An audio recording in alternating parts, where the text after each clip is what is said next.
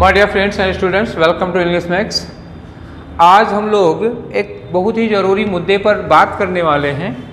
बच्चों को अक्सर इस बात का कन्फ्यूजन होता है, बड़े परेशान होते हैं कि इनमें से क्या ज़रूरी है। बोर्ड पे दिख रहा होगा आपको, व्हाट इज़ मोर नेसेसरी। कई बार बच्चा ऑफलाइन क्लास में पूछता है कि सर ये बताइए कि मेहनत बहुत ज़्यादा ज़रूरी है सिलेक्शन के लिए या नॉलेज बहुत ज़्यादा ज़रूरी है।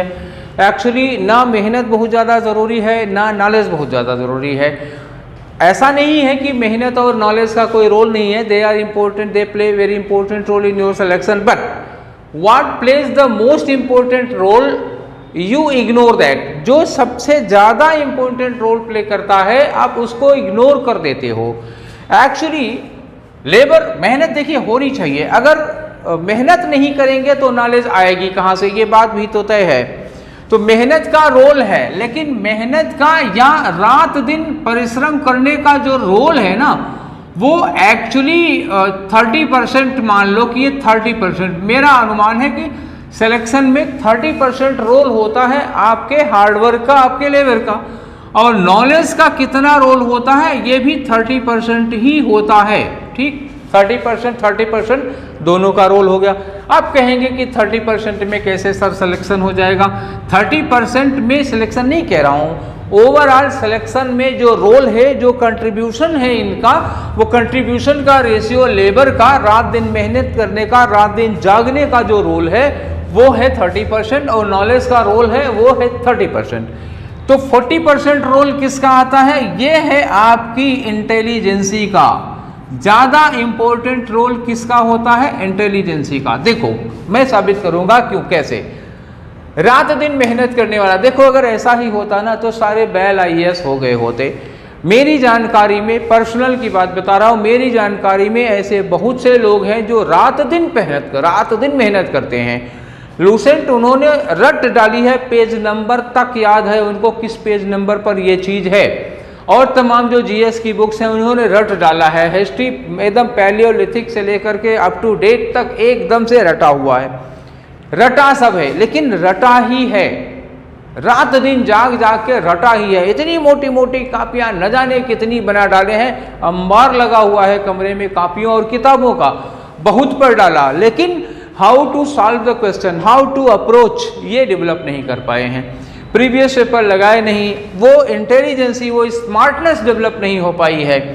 तो ये इंटेलिजेंसी जो मैं लिखा हूँ, ये इंटेलिजेंसी किसके लिए लिखा हूँ? ये स्मार्टनेस के लिए लिखा हूँ। जब तक आपके अंदर ये स्मार्टनेस नहीं आएगी, how to handle the particular questions को हम कैसे हैंडल करें, ये जब तक नहीं आएगा तब तक आपकी मेहनत ये कोल्हू के बैल की मेहनत बन के रह जाएगी। आप कोल्हू के बैल की तरह जुते रहे। कोल्हू का बैल दिन भर सवेरे 5 बजे से कोल्हू में जोत दिया जाता है, दोपहर में 1 बजे तक जोतता रहता, उसका पता नहीं है कि हमने कितना काम किया है। ठीक, और दूसरी बात है नॉलेज।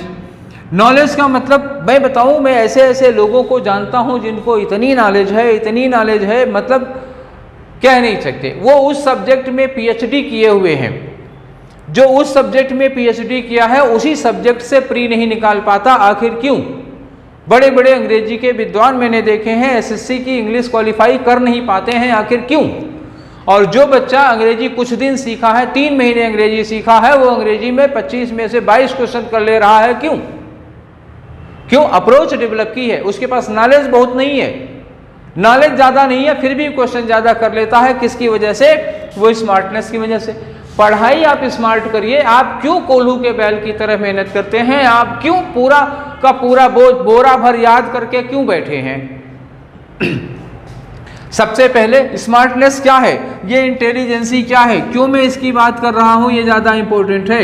ये अगर आप इंटेलिजेंट होंगे, आप 5 साल प्रीवियस पेपर उठा के देख लेंगे, आपको पता चल जाएगा हमें इस टॉपिक से कितना पढ़ना है, या सिविल के एग्जाम में किस टॉपिक से कौन कौन से क्वेश्चन कितना पूछे जाते हैं, SSC के एग्जाम में कौन कौन से टॉपिक से कितने क्वेश्चन किस तरह के पूछे जाते हैं। मोड ऑफ क्वेश्चन आपकी समझ में आ जाएगा। If you are smart, if you are intelligent, you will decide, you can find out what type of questions are asked from the particular topic, कितना हमें पढ़ना है। अगर आपके अंदर ये स्मार्टनेस नहीं है तो आप पूरा कुआं खोद डालेंगे, और अगर आपके अंदर स्मार्टनेस ना है तो एक गड्ढा खोद करके उसमें से आप काम बना लेंगे। बस इतनी सा फर्क होता है। इंटेलिजेंट आदमी ना तो बहुत लेबर करता है और ना ही बहुत नॉलेज इकट्ठा करता है, बस वो स्मार्ट होता है इसलिए उसका सिलेक्शन होता है, बुद्धि का इस्तेमाल करता है। तो आप इंटेलिजेंस का प्रयोग करिए, लेबर मत यूज करिए, बैलों की तरह काम मत करिए, और ना ही बहुत बड़े प्रकांड विद्वान बनिए उस सब्जेक्ट के। विद्वता से सिलेक्शन नहीं होता, सिलेक्शन होता है स्मार्टनेस से। इंटेलिजेंट बनिए, क्वेश्चन के नेचर को जान जाइए, कितना क्वेश्चन किस तरह का चेंज हो रहा है। जब आप 5 साल का प्रीवियस पेपर करेंगे तो आपको पता चलेगा कि पैटर्न में चेंजेस कैसे कैसे आ रहे हैं। आपको कोई भी टॉपिक पढ़ने के पहले पता होना चाहिए कि इस टॉपिक से किस किस तरह के क्वेश्चन पूछे जाते हैं, किस तरह के पूछे गए हैं और किस तरह का क्वेश्चन बन सकता है। वो टॉपिक पढ़ते समय ही आपको लग जाएगा इस पैराग्राफ से इस तरह का क्वेश्चन बनने वाला है। बने ना बने अलग बात हो जाती है। ठीक, तो बात समझ में आई। आप इंटेलिजेंट बनिए, इंटेलिजेंसी का यूज करिए। बुद्धि सबको भगवान ने दे रखी है, उसको नानी के अचार की तरह रखे मत रहो कि बना के रखा है, खाने को किसी को नहीं देंगे। ठीक है, ये मजाक की बात थी। ठीक, तो ये मेरा कहने का पूरा तात्पर्य यही था कि जो लोग सोचते हैं कि हम रात दिन मेहनत करके सिलेक्शन ले लेंगे तो आप थोड़ी दूर हैं। जिनको लगता है कि हम सारी किताबें रट डालेंगे, आप तो भी दूर हैं। ठीक है, इन दोनों चीज़ों के साथ में आप इसको भी इन्वॉल्व करिए, स्मार्टनेस ले आइए अपनी पढ़ाई में। केवल मेहनत मत झोंकिए, केवल नॉलेज इकट्ठा करने की कोशिश मत करिए। ठीक है, तो मुझे इतनी ही बात करनी थी आज आप लोगों से। आप अपनी मेहनत को, अपने श्रम को बेकार न जाने दीजिए। ठीक है, तो फिर अगले सेशन में कुछ और इम्पोर्टेंट टॉपिक के साथ। Thank you.